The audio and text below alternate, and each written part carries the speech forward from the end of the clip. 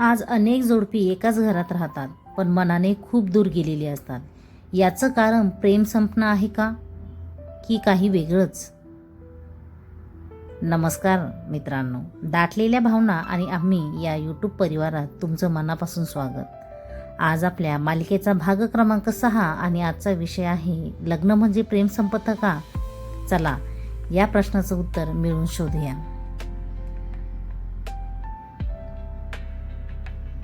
आजचा प्रश्न प्रत्येक विवाहित जोडप्याच्या मनात कधीतरी नक्की आलेला असणार. लग्न म्हणजे प्रेम संपतं का? लग्नाआधी रोज फोन, तासनतास गप्पा, छोट्या भेटी, एकमेकांसाठी वेळ आणि लग्नानंतर जबाबदाऱ्या, काम, पैशाची चिंता, मुलं, घर.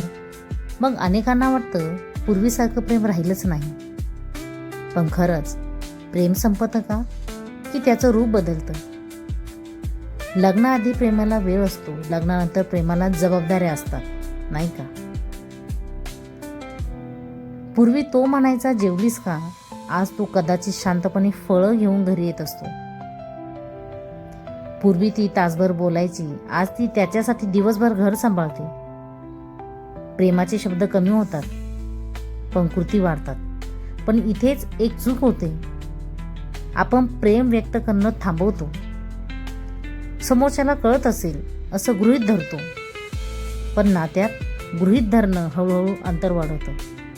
खरं आहे ना? प्रेम संपत नाही, ते दुर्लक्षित होतं.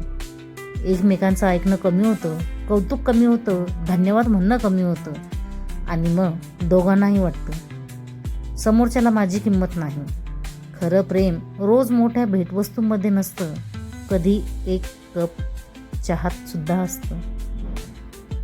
कधी थकलेल्या चेहऱ्याकडे पाहून विचारलेल्या आज खूप दमलास का, या एका प्रश्नात असतं. म्हणून स्वतःला एक प्रश्न विचारा, शेवटचं आपण आपल्या जोडीदाराला मनापासून धन्यवाद कधी म्हटलं आहे? तुझ्यामुळे माझं आयुष्य सुंदर आहे हे शेवटचं कधी सांगितलं होतं? प्रेमाला मोठ्या गोष्टींची गरज नसते, त्याला रोजच्या छोट्या प्रयत्नांची गरज असते.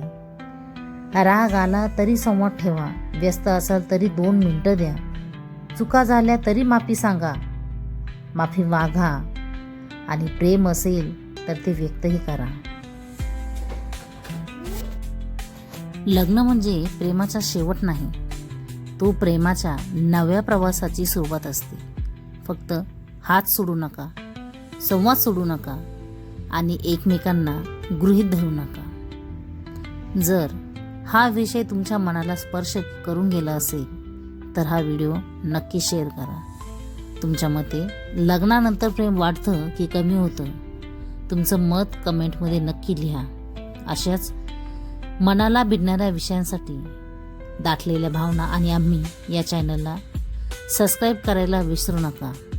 काळजी घ्या, मन मोकळं करा, कारण मनावर ओझं ठेवून जगता येत नाही, घुसमट होते.